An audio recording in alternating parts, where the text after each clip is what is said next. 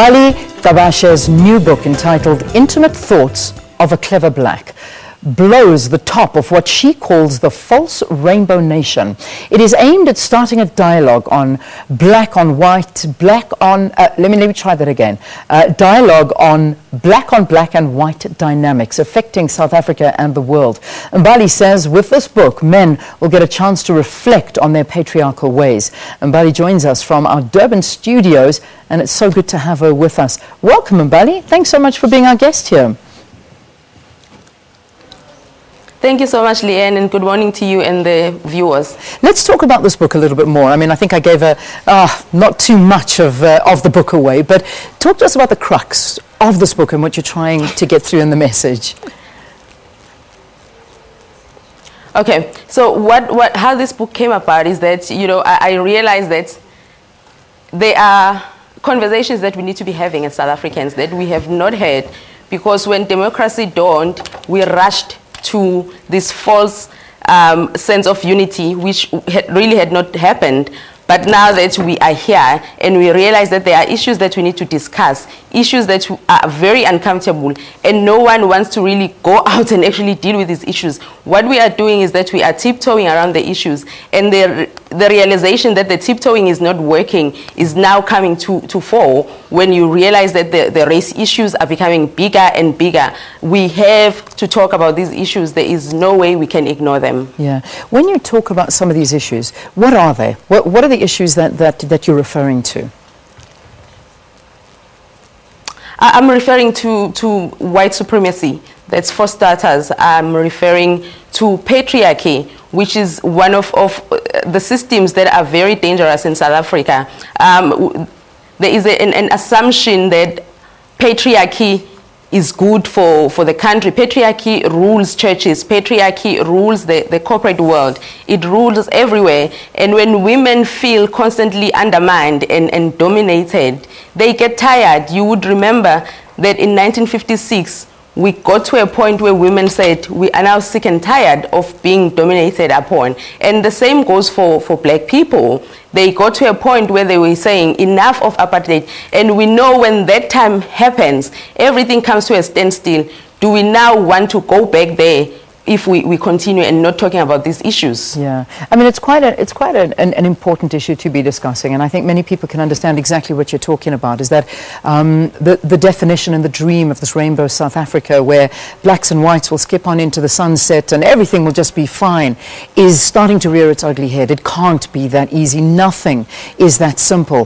What made you want to have a look at the relations between blacks and whites? Was it something that was affecting you and you also needed to somehow get this off your chest?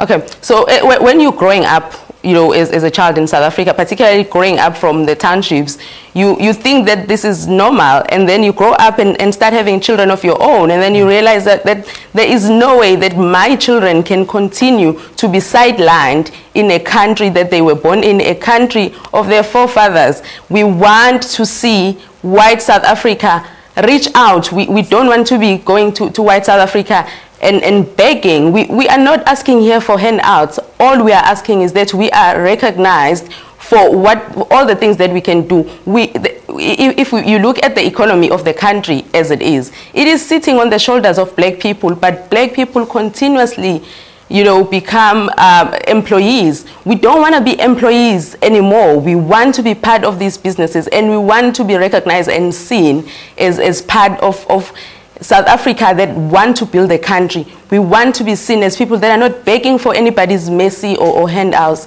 We just want to be recognized so that our children don't have to do the same thing, go through the same patterns that we have had to go through as their parents and our parents. Yeah, which is so important. It truly is so important. Now, the title of your book, Intimate Thoughts of a Clever Black, where did this all come from? Yeah. Okay, clever black, we all know that it has been used as a term, you know, to snap and to silence those people that have been vocal. Remember, as black people, we not only just vocal about white supremacies, but there are things that I term self-inflicted wounds that we need to discuss as black people. So when you start discussing those people, Jacob Zuma, the president, was one of the people, you know, that came up with the clever blacks as a way of silencing people that are speaking up against certain things that they're not happy with. As South Africa, we cannot continue the culture of silencing. And also, in particular, women. As women, we also want to be known that we have voices and we have a lot of things that we can contribute to the society, and we do not want to be silenced by these little terms. So if we are going to be seen as clever blacks just because we have voices and that we want to contribute, we demand that we are seen and heard. We are tired of being shown what women, you know, are wearing. We want people to recognize that women have so much to say and contribute for the growth of the country. So if we are going to be labeled each time we try and contribute to the country, we do not care. Those terms are not going to work anymore. Just like, you know, when you go to other countries, other people in America, they have embraced terms that were meant to hurt and silence them. So right now we are saying we do not care that we are called clever blacks. If it takes for us to be called clever blacks in order for the country to move forward, then it's okay, we are clever blacks. And there is absolutely nothing wrong with being clever and being black at the same time. Yeah, I know. What a formidable combination, if I can say that to you. And I think you're a living example of that combination. Now, this book has actually been out for a year already, or more than a year. How is it done? I can only imagine that this has been a great buy for a lot of people. The nice thing about this book, Leanne, for me was that I decided to go it my own way. And as a way of also just saying, we're quite capable. There is this notion that when you're coming from, you know, certain backgrounds, there are certain things you cannot do. So with this book, I went the self-publishing route. And because I went the self-publishing route, I wanted to show other black people that we are able to start and carry our own things. It has done very well. I have, you know, enjoyed tremendous support from South Africans with this book, doing it as a self-publisher. So we need to get off the shoulders and backs of other people and start doing. Yeah. One of the issues I also need to discuss, I'm so glad I've just been given a little bit more time to conduct the interview, and that's always a bit of a gem. Every minute counts. Let's talk, I know it's a good thing. Let's talk about black on black issues as well. That's something that you raise in the book, and I think it's important to discuss too. I mean, I think that you alluded to it in terms of being labeled a clever black by other blacks, but you know, what are some of the issues that are fighting in the race? Okay, right now for me, Leanne, the very important thing that we can look at, when you look at the violence that is unleashed on women at the moment, and you look at how the law is really treating the people that are in high profile positions. Now, these are the people that we should be working together with as South Africans to build a better South Africa. You see people in leadership positions abusing women, and when that happens, it brings a divide that is unnecessary. And when the power of black people is divided, how are we then expected to work together on real issues that we need to be working for? If we are silenced each time we have something to say about our government, how are we expected to move on as a country? We cannot only be seen and accepted to be activists when it only deals when we're dealing with matters of white supremacy. We should be listened to even when we deal with what I term the internal and self-inflicted wounds. Yeah, really interesting, and we thank you so much for your time, Mbali. And the book is available, bookstores all over the country, I imagine, and for download. And congratulations for being a self-publisher, because it's a big thing to be able to publish your own book and get your views out there. The interesting thing is that it's not available in shops all over the country, because you're kidding me. Distributing your book is another thing. So you lose your own content in the midst. So for me, this book was one of the ways to say I am going to learn every single process to do with the books, so that I don't have to forego my power, don't have to forego my content.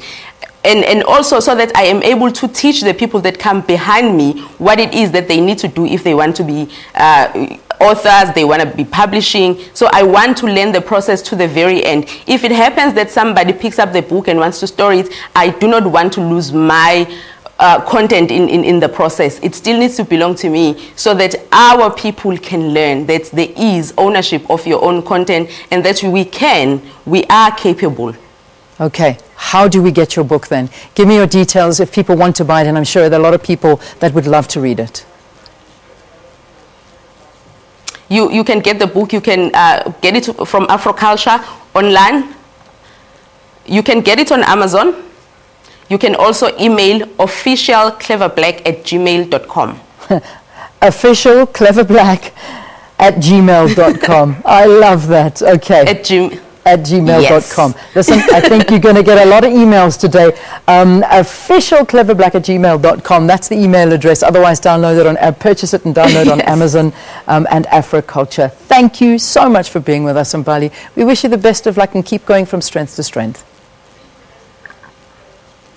Thank you so much for having me. We have to talk about these things. Absolute pleasure. All right, a big topic. Mbali Gabashe tackled in her own self-published and self-distributed book.